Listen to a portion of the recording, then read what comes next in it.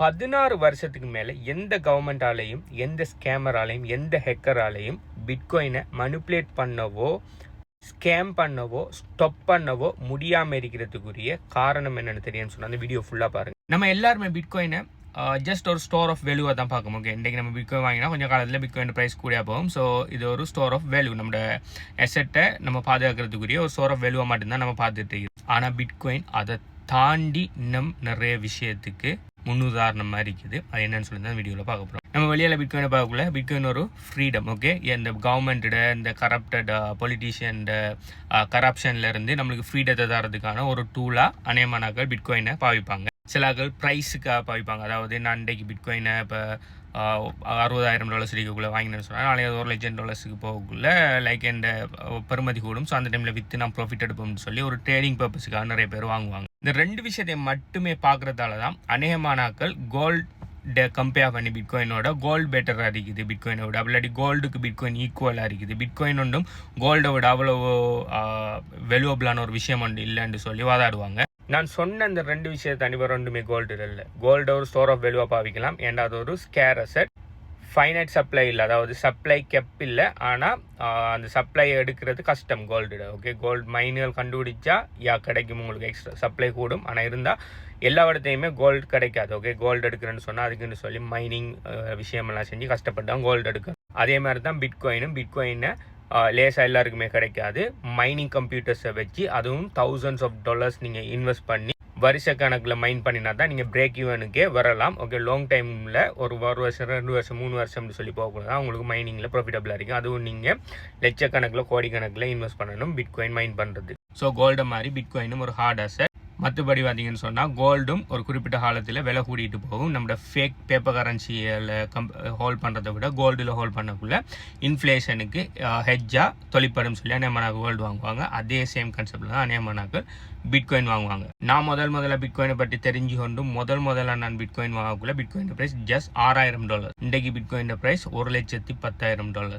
மோர் தென் 20 times, 20 மடங்கு கிட்ட போயிருக்குது. அந்த டைமில் எனக்கும் பிட்காயினை பற்றி போதிய அளவான நாலேஜ் இல்லை. இதில் எனக்கும் அந்த டைமில் நானும் பிட்காயினை ஏன் வாங்கினேன்னு சொன்னால் ஜஸ்ட் ப்ரைஸ் அப்ரிசியேஷனுக்காக மட்டும் தான் வாங்கினேன். பிட்காயினுக்கு பின்னால் இருக்கிற ஃபண்டமெண்டல்ஸும் எனக்கும் தெரியாது. ஸோ நான் வாங்கினேன். அந்த டைமில் நான் ஜஸ்ட் ஒரு கோடிக்கு நான் வாங்கியிருப்பேன்னு சொன்னேன். அந்த டைமில் ஒரு கோடி இல்லை, ஒரு கோடிக்கு வாங்கியிருப்பேன்னு சொன்னால் வாங்கி இன்றைக்கு ஹோல்ட் பண்ணியிருப்பேன்னு சொன்னால் அந்த ஒரு கோடி 20 கோடியாக மாறி இருக்கும். வேறு எந்த அசெட்டில் நீங்கள் வாங்குகிற ஒரு பொருள் 20 மடங்கு ப்ராஃபிட் தரும். நீங்கள் ரியல் எஸ்டேட் வாங்கினா 20 மடங்கு போகுமா? ஜஸ்ட் ஒரு 4-5 வருஷத்தில். நான் சொல்லலை 100 வருஷம் 200 வருஷத்தை பற்றி கதைக்கலன்னா ஜஸ்ட் ஒரு 4-5 வருஷத்தில் ரியல் எஸ்டேட் உங்களுக்கு 20 மடங்கு ப்ராஃபிட் தருமா? அப்படி கோல்டு ப்ராஃபிட் தருமா? கோல்டு கிட்டத்தட்ட 10 வருஷத்துலேயே 2 மடங்கு தான் கூடி இருக்குது. ஆனால் லாஸ்ட் 10 வருஷத்தில் பிட்காயின் பார்த்தீங்கன்னு சொன்னால் 300 மடங்கு இன்க்ரீஸ் ஆகிருக்குது. இதுக்குரிய காரணம் என்னென்னு சொன்னால் பிட்காயின் ஜஸ்ட் ப்ரைஸ்லேயும் ஃப்ரீடத்துலேயும் மட்டுமே தங்கி இல்லை, அதுக்கு கீழே நிறைய விஷயம் இருக்குது. பிட்காயினு கூட தான் இந்த பிளாக் செயின் டெக்னாலஜிங்கிற ஒரு விஷயம் ஒன்று கண்டுபிடிச்சாங்க. ஆனால் பிட்காயினை தாண்டி பிளாக் செயின் டெக்னாலஜிங்கிறது நிறைய இடத்துக்கு பாவிப்பட்டு இருக்குது, எதிர்காலத்தையும் பாவிப்பட போகுது. பிளாக் செயின் டெக்னாலஜின்னா எந்த விதமான ஒரு சென்ட்ரலைஸ் கண்ட்ரோலும் இல்லாமல் டீசென்ட்ரலைஸ் வேஸில் ஒரு டெக்னாலஜியை ரன் பண்ணுற, அது ஃபைனான்ஸுக்குள்ளே வரக்கூடாது. டீசென்ட்ரலைஸ் ஃபைனான்ஸ் வேறு விஷயத்துக்குள்ளேயும் கொண்டு வரலாம். உங்களுக்கு ஒரு உதாரணம் சொல்லணும்னு சொன்னால் ஒரு மெடிக்கல் ரெக்கார்ட்ஸ், மிக முக்கியமான மெடிக்கல் ரெக்கார்டுகள் யாராலையுமே மேனிப்புலேட் பண்ணக்கூடாதுன்னு சொல்லி நினைக்கிற மெடிக்கல் ரெக்கார்டுகள் ப்ராப்பரான ஒரு public block chain, private block செயினை பற்றி கேட்கல, பப்ளிக் பிளாக் செயினில் போடுவாங்கன்னு சொன்னால் அதை யாராலையுமே மேனிப்புலேட் பண்ண முடியாது. ஈவன் ஹண்ட்ரட்ஸ் ஆஃப் இயர்ஸுக்கு பிறகும் ஒரிஜினலாக என்ன நம்ம போட்டு வச்சோமோ அதே இதாக இருக்கும். ஏன்னா டீசென்ட்ரலைஸ்டு பிளாக் செயின் நெட்வொர்க்கில் எல்லாருமே வெலிடேட் பண்ணி வச்சுருப்பாங்க. யாராவது ஒரு தனி நபரோ தனி என்டிட்டியோ தனி கவர்மெண்ட்டோ கரப்ட் பண்ணி மனிப்புலேட் பண்ண முடியாது. இப்போ நம்ம பாவிக்கிற வீடுகள்ற உறுதியெல்லாம் பார்த்தீங்கன்னு சொன்னால் ஏதோ ஒரு கவர்மெண்ட் ஆஃபீஸில் ஒற்றை ஒடிச்சு போய் கிடக்கும். நிறைய ஒரு 50 வருஷம் 60 வருஷம் 100 வருஷத்துக்கு பிறகு சில நேரம் யுத்தங்களால் அனர்த்தங்களால் ஆக்கெல்லாம் இல்லாமல் போனோடனே அந்த உறுதியெல்லாம் மாற்றப்பட்டு அது இல்லை இது செஞ்சு வளவுட எல்லையெல்லாம் உறுதியில் எப்படி இருக்குது, ஆனால் நேரில் வாகக்குள்ள அவ்வளோ இல்லை அப்படி இப்படின்னு சொல்லி நிறைய பிரச்சனை வருது தானே. இதுக்கெல்லாம் காரணம் என்னென்னு சொன்னால் சென்ட்ரலைஸ் மேனிப்புலேஷன் நடக்கிறது தான் இதுக்கெல்லாம் காரணம். ஆனால் இதெல்லாம் பார்த்தீங்கன்னு சொன்னால் ஒரு டீசென்ட்ரலைஸ், அதாவது உலகத்தில் இருக்கிற எல்லா காணி பூமியோட பெர்மிட் எல்லாத்தையுமே ஒரு பிளாக் செயினுக்குள்ளே கொண்டு வருவாங்கன்னு சொன்னால் யாராலையுமே ஒரு இன்ச்சை கூட எக்ஸ்ட்ராவாக களவெடுக்க முடியாது, அப்படி விட்டு கொடுக்க முடியாது. இப்படி பார்த்தீங்கன்னு சொன்னால் பிளாக் செயினுக்கு நிறைய இது இருக்குது, யூஸ் கேசஸ் இருக்குது. ஆனால் பிளாக் செயின் டெக்னாலஜி வந்தது முதலாக பிட்காயின் வரக்குள்ள தான்.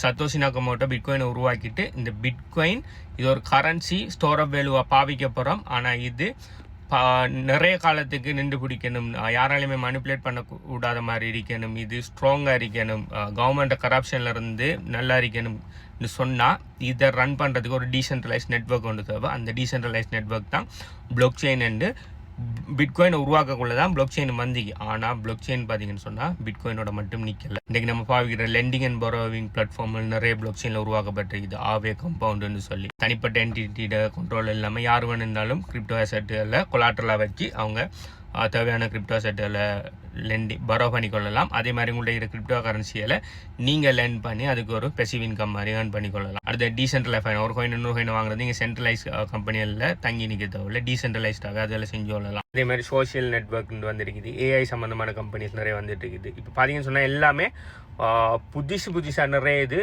பிளாக் செயினுக்குள்ளே உருவாகிட்டு இருக்குது.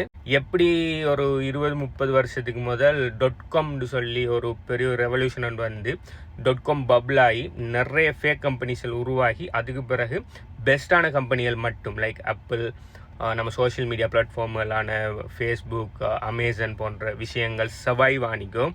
அதே மாதிரி இப்போ நிறைய ஃபேக் கம்பெனிஸும் ஏஐ இதுக்குள்ளே வந்துட்டு இருக்கு, பிளாக் செயினுக்குள்ளே வந்துட்டு இருக்குது. நாளைக்கு பார்த்தீங்கன்னு சொன்னால் ஒரு பெரிய ஒரு ரெவல்யூஷன் வந்து நாளைக்கு இதுக்குள்ளே இருக்கிற இந்த பிளாக் செயின் கம்பெனிக்குள்ளே இருக்கிற ஒரு குறிப்பிட்ட கம்பெனி சர்வைவ் ஆகி அடுத்த கட்டத்துக்கு போகும். அதுக்கு பிறகு மெயின் அடாப்ஷன் வரும். அதுக்கு பிறகு எல்லாருமே பிளாக் செயினை சர்வசாதாரணமாக பாவிக்க ஆரம்பிப்பாங்க. ஸோ அந்த டைம் வரக்குள்ள யாரெல்லாம் இப்போ கிரிப்டோ, பிளாக் செயின், இந்த பிட்காயின், இந்த டெக்னாலஜிக்குள்ளே இப்போ ஏர்லி அடாப்டர் அவுளுக்கு வாரீங்களோ அந்த டைமில் நீங்கள் பெரிய கோடீஸ்வரனாக இருப்பீங்க. அப்படி இல்லாட்டி ஏதாவது ஒரு ஏர்லி கம்பெனியில் இன்வெஸ்ட் பண்ணி பெரிய அளவில் வெல்த்தோடு இருப்பீங்க. ஸோ ஜஸ்ட் இந்த ஃபோட்டோ பாருங்கள், இந்த பிட்காயினை தாண்டி பிட்காயினுக்குள்ளே எவ்வளோ விஷயம் இருக்குது, லேயர் 2 இருக்குது. அடுத்தது இதில் முக்கால்வாசி விஷயம் எனக்கும் தெரியும். ஓகே, ஸோ இதுக்கு பின்னால் நிறைய சாஃப்ட்வேர் நாலேஜ் உரிய விஷயமெல்லாம் இருக்குது. இங்கே பாருங்கள், SHA-256 தான் இப்போ நம்ம பிளாக் நெட்வொர்க் பண்ணிக்கிற சம்திங் கைண்ட் ஆஃப் உள்ளுக்கு இது. ஸோ அடுத்தது குவாண்டம் கம்ப்யூட்டரை பற்றி சில ஆக்கள் பயப்படுவாங்க. குவாண்டம் கம்ப்யூட்டர் வந்தால் பிட்காயினை பிரேக் பண்ணிடும்னு சொல்லி. குவாண்டம் கம்ப்யூட்டர் வந்து குவாண்டம் கம்ப்யூட்டரை பவரை கூட்டக்குள்ளே இந்த SHA-ட பவரை கூட்டி போவாங்க. கூட்டி போகக்குள்ள குவாண்டம் கம்ப்யூட்டரால் குவாண்டம் கம்ப்யூட்டர் எந்த அளவுக்கு வளர்ந்துட்டு போகுதோ அதுக்கேற்ற மாதிரி பிளாக் செயின் நெட்வொர்க்கோட பவரும் கூட்டிகிட்டு போகும். இதை டெக்னிக்கலாக எப்படி எனக்கு எக்ஸ்பிளைன் பண்ணுறேன்னு தெரியல. ஆனால் நீங்கள் குவாண்டம் கம்ப்யூட்டரை ஏன் பிட்காயினை முறியடிக்க முடியாதுன்னு சொல்லி நிறைய வீடியோஸ் அண்ட் டாக்குமெண்ட்ரிஸ் இருக்குது. அதுக்குரிய சாஃப்ட்வேர் ப்ரொஃபஷனல்ஸ் செஞ்சது. I am not a software engineer. So அதனால் எனக்கு இது சரியாக எக்ஸ்பிளைன் பண்ண தெரியல. But I am clear, quantum கம்ப்யூட்டரால் பிட்காயின் எதுவுமே செய்ய முடியாது. அதுக்கு காரணம் இந்த இருக்கிற இது SHA-256 இதில் உருவாக்கல.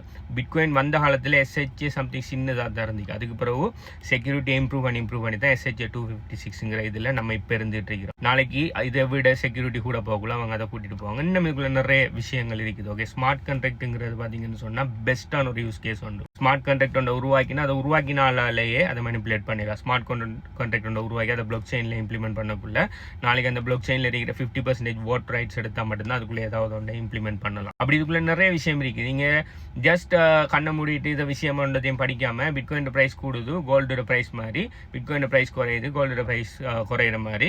கோல்டு ஃபிசிக்கலாக இருக்குது, பிட்காயின் பார்த்தீங்கன்னு சொன்னால் சாஃப்ட்வேர். நாளைக்கு சாஃப்ட்வேர் இல்லாமல் போய்த்துன்னு சொல்லி முட்டாள்தனமான கதை அதைச்சிட்டு அறிவியலில் அறிக்காமல் ஜஸ்ட் போய் பிட்காயின் ஒயிட் பேப்பர் ரீட் பண்ணுங்கள். ரைட் பண்ணுற ஹசன்னா அதில் summary, bitcoin white paper summary நிறைய யூடியூப்பில் வீடியோஸாக இருக்குது.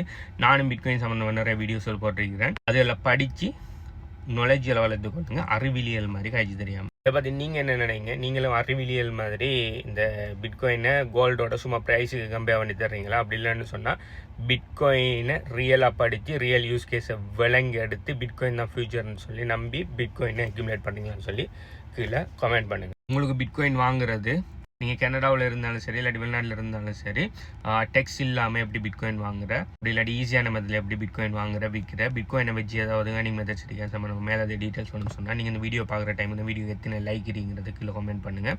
அது சம்மந்தமான மேலே டீட்டெயில்ஸ் தரோம். பை.